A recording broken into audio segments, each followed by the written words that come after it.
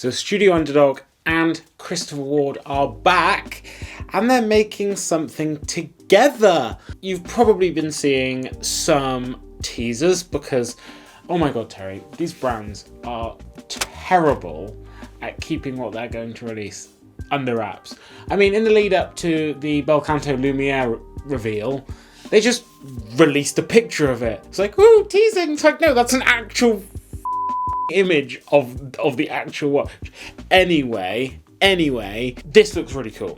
It's a sequel, if you want to call it that, to the Aliiance 01, which was the original Fears jump hour in red that was made in collaboration with Christopher Ward. So it was Fears x Christopher Ward, Aliiance 01 jump hour. Really cool watch.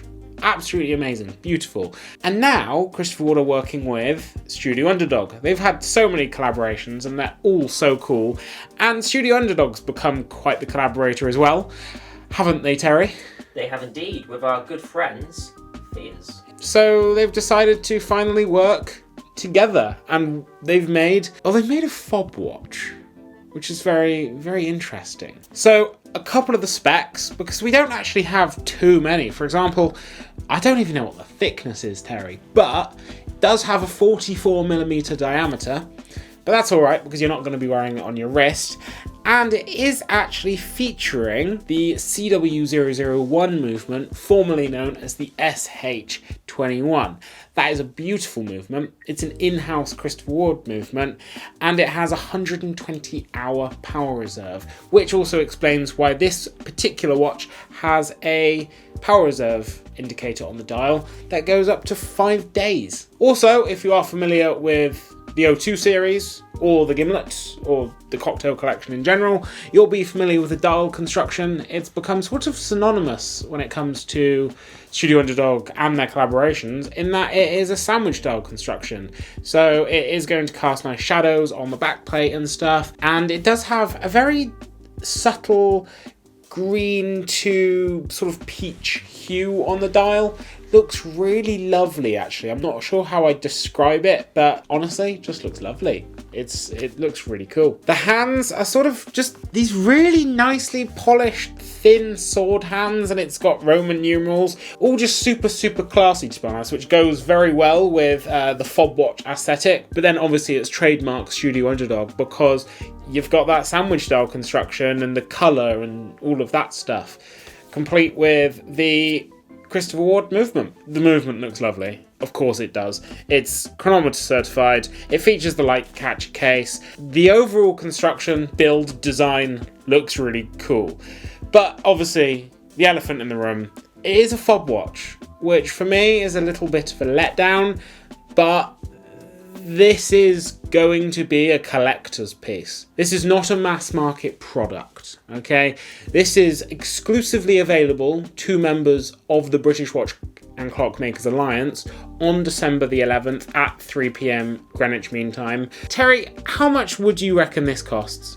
I'd like to think they're doing it as a good deal Well, for the Alliance, but what I am going to say, so the proceeds from this watch and the funds raised by this watch will be donated to the British Watch and Clockmakers Alliance. So, you know, they have to make it worth it to actually have some money to donate to the Alliance to push forward British watchmaking.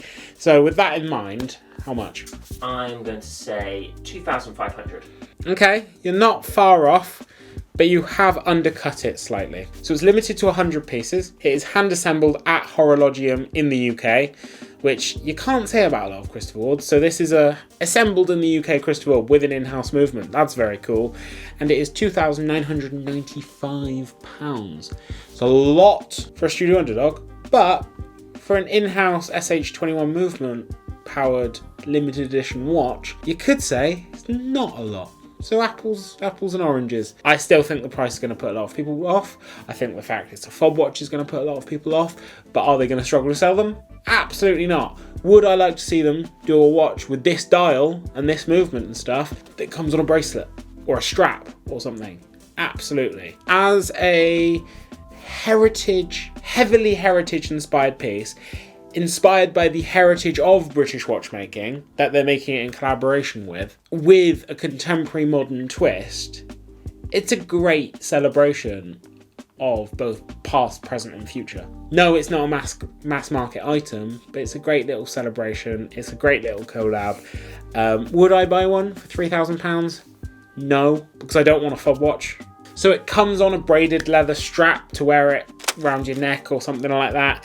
And it comes with a bamboo display as well. And I think if I did, for some reason, buy it, I don't think it would leave the bamboo display.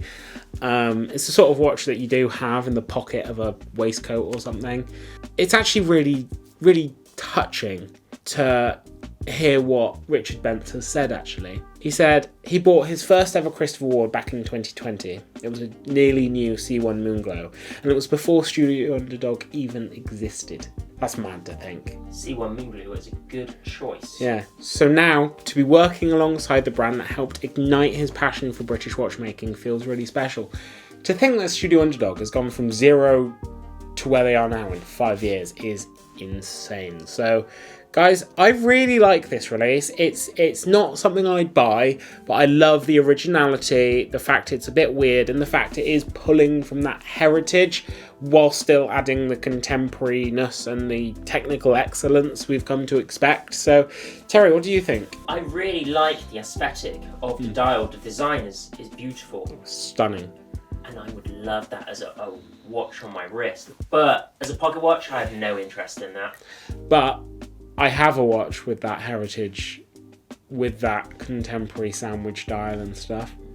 And I'm wearing it. I love these two as collaborators. Christopher Ward and Studio Underdog as collaborators are too cool. Far too cool. And it's individually numbered. They're individually numbered, and there's only 100. So if you are going to get one, make sure you sign up to the British Watch and Clockmakers Alliance, and hurry, because you're going to have to be beating people off for it. I'd love to see them collaborate for British Watchmakers Day. That would be very cool. Guys, I want to hear what you think. Do you like this watch? Do you hate this watch? Are you going to try and get this watch? Let us know down in the comments. And whilst you're down there, why not like, subscribe, ding that bell icon so you never miss another video. And why not click that join button to support the channel directly, just like everyone on screen did now, because they're amazing. They're the best people in the world. And you are also amazing if you watch this fantasy video. So thank you very much and watch yourselves.